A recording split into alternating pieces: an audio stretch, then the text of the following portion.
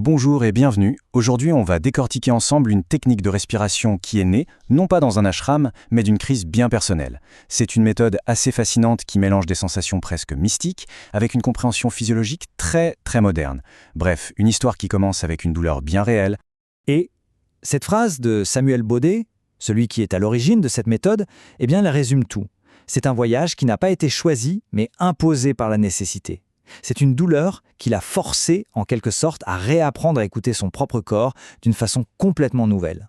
Alors, son parcours s'étale sur presque 10 ans. Tout part, en 2016, d'une hernie. Il essaie des trucs avec la respiration, mais bon, en 2017, il doit quand même se faire opérer. Sauf que, il continue à pratiquer tout seul pendant 7 ans.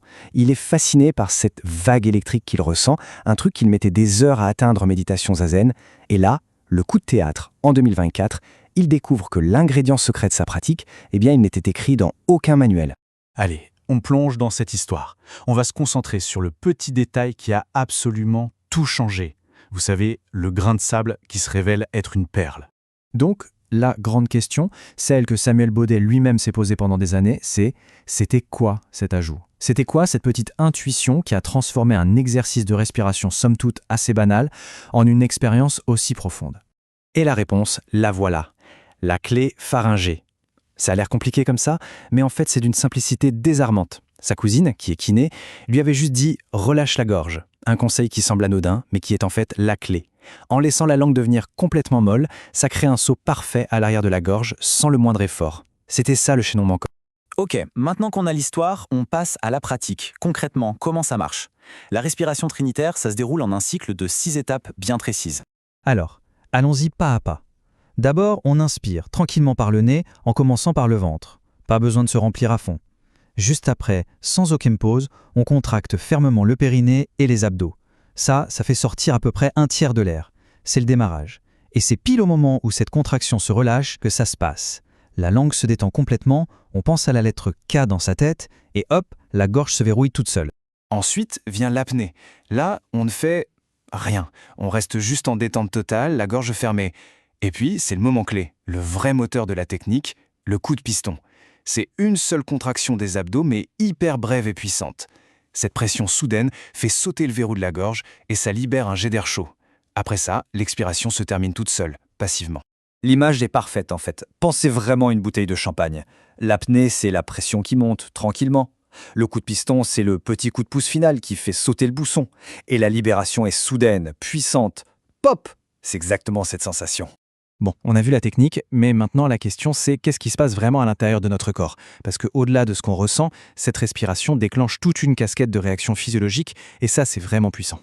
L'idée de fond, elle repose sur un duo. D'un côté, on crée une structure, une sorte de fondation super calme et stable dans notre système nerveux. Et de l'autre, on génère un mouvement, c'est-à-dire une vague d'énergie qui vient traverser cette structure. C'est vraiment l'un qui prépare le terrain pour l'autre. Le premier effet majeur, et c'est sans doute le plus important, c'est la stimulation du nerf vague. C'est un peu le grand patron de notre système repos et digestion. Et le pic de pression créé par le coup de piston vient le stimuler de manière très intense.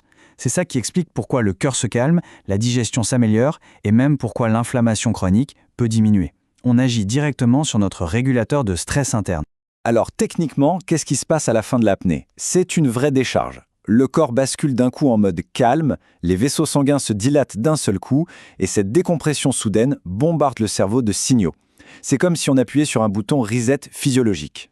Et toute cette science, le plus intéressant, c'est qu'on la ressent physiquement. C'est ce que les pratiquants appellent le flash bioélectrique.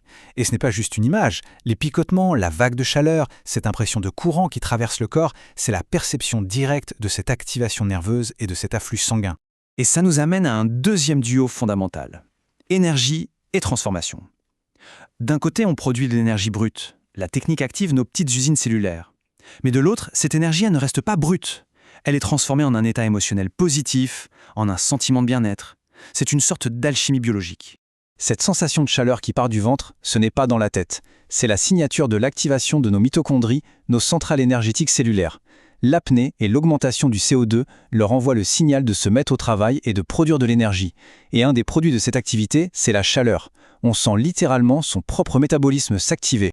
Et l'impact, il est mesurable et quasi instantané. En seulement 5 minutes de pratique, le niveau de cortisol, qui est notre hormone principale du stress, peut chuter de près de 20%. C'est un signe très clair que le corps passe d'un mode alerte à un mode réparation. Alors, comment est-ce que le cortisol baisse aussi vite? Eh bien, la pratique déclenche la libération d'endorphines et d'ocytocine, nos propres molécules du bonheur et de l'apaisement. Elles agissent comme un antidote direct au cortisol. Et ce qui est crucial de comprendre, c'est que faire baisser son stress, ce n'est pas juste agréable sur le coup. C'est une vraie protection pour notre corps sur le long terme. Ok, on a vu la pratique, on a vu la science. Maintenant, on met tout ça ensemble pour comprendre comment cette technique passe d'un simple outil pour se calmer à un véritable levier de transformation. Ce qui est intéressant, c'est qu'on peut s'engager à différents niveaux. Il y a le mode direct, on suit les étapes et ça marche. La mécanique fait son travail. Puis il y a le mode éclairé. On pratique en comprenant ce qui se passe dans notre corps. Et ça peut amplifier les effets jusqu'à 50% parce que le mental coopère. Et enfin, le mode architecte. Là, on ajoute une intention claire, comme calme ou énergie. Et on devient vraiment le pilote de sa propre physiologie. Alors, pour résumer tout ça, ce qu'il faut retenir, c'est qu'un cycle de respiration très simple peut avoir des effets physiologiques vraiment profonds. Le coup de piston, c'est le cœur du réacteur, c'est lui qui maximise les bienfaits. L'idée est toujours la même, on crée une base de calme et ensuite on y fait circuler une énergie. Résultat, moins de stress, plus de bien-être. Et le bonus, c'est que plus on comprend comment ça marche, plus ça marche. Et on va finir sur cette pensée. Si une action aussi simple, une apnée de juste 10 secondes, peut consciemment changer notre réponse au stress, influencer notre système nerveux et nos hormones, ça ouvre des perspectives assez dingues, non?